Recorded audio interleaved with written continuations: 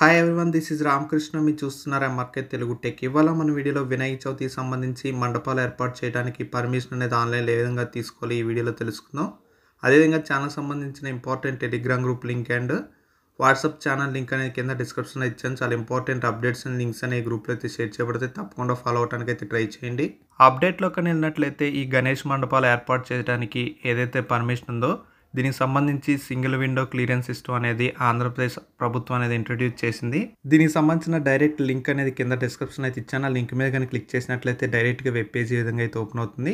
ఎవరైతే applicant login అవ్వాలనుకుంటున్నారో వాళ్ళకి సంబంధించిన మొబైల్ నెంబర్ అనేది ఇక్కడ ఎంటర్ చేసి జనరేట్ ఓటీపీ మీద కానీ క్లిక్ చేసినట్లయితే వాళ్ళ మొబైల్ నెంబర్కి ఒక ఓటీపీ అయితే వస్తుంది.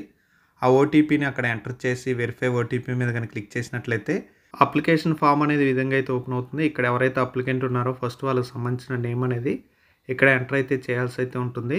నెక్స్ట్ వాళ్ళకి సంబంధించిన మెయిల్ అడ్రస్ అనేది ఎంటర్ చేయాల్సి అయితే ఉంటుంది. నెక్స్ట్ వాళ్ళకి సంబంధించిన అడ్రస్ ప్లేస్ అనేది ఇక్కడ ఎంటర్ అయితే చేయాల్సి అయితే ఉంటుంది. నెక్స్ట్ వాళ్ళకి సంబంధించి ఏదైతే ఈ కమిటీ ఉంటుందో ఆ కమిటీ యొక్క నేమ్ అనేది ఎంటర్ అయితే చేయాల్సి అయితే ఉంటుంది. నెక్స్ట్ వచ్చి వాళ్ళకి సంబంధించిన ఇన్స్టాలేషన్ ప్లేసు అంటే టెంపుల్, అపార్ట్మెంటా, కమ్యూనిటీ హాలా, గవర్నమెంట్ ఆర్ మున్సిపల్ ల్యాండా, ప్రైవేట్ ప్లేసా, అదర్సా, దీంట్లో మీరు ఎక్కడైతే మండపాన్ని ఏర్పాటు చేయాలనుకుంటున్నారో ఆ ప్లేస్ని అయితే సెలెక్ట్ చేసుకోండి. నెక్స్ట్ డోర్ నెంబరు, లొకేషను, అదేవిధంగా స్ట్రీట్ అనేది ఇక్కడ ఎంటర్ చేయాలి. నెక్స్ట్ మీకు సంబంధించిన డిస్టిక్ ఏదైతే ఉందో ఈ డిస్టిక్ని అయితే సెలెక్ట్ చేసుకోవాల్సి అయితే ఉంటుంది. ఈ డిస్టిక్ అనేది సెలెక్ట్ చేసుకున్న తర్వాత మీకు సంబంధించిన సబ్ డివిజన్ ఏదైతే ఉందో ఆ సబ్ డివిజన్ అయితే సెలెక్ట్ చేసుకోండి. నెక్స్ట్ మీకు సంబంధించి ఏ పోలీస్ స్టేషన్ లిమిట్లో ఉంటుందో ఆ పోలీస్ స్టేషన్ అయితే సెలెక్ట్ చేసుకోండి.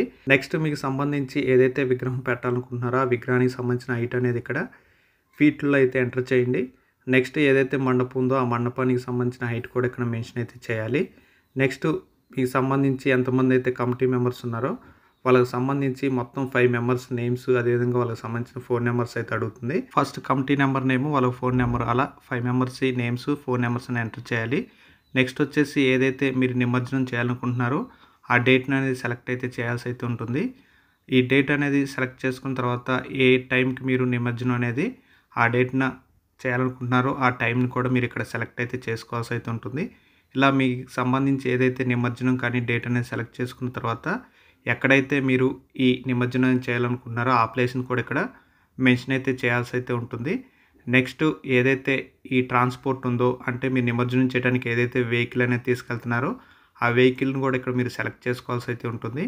ఇలా మీకు సంబంధించిన డీటెయిల్స్ అన్నీ ఫిల్ చేసిన తర్వాత సబ్మిట్ మీద కానీ క్లిక్ చేసినట్లయితే మీకు సంబంధించిన డీటెయిల్స్ అనేది ఆన్లైన్లో సక్సెస్ఫుల్గా సబ్మిట్ అయితే అవుతాయి. అన్ని డిపార్ట్మెంట్కి సంబంధించి డీటెయిల్స్ అనేవి చెక్ చేసి అప్రూవ్ అనేది అయితే ఇస్తారు. మీకు సంబంధించి ఒక ఎక్నాలజ్మెంట్ ఫామ్ కూడా వస్తుంది. ఆ ఫామ్ అనేది పీడిఎఫ్ రూపంలో అయితే డౌన్లోడ్ చేసుకోండి.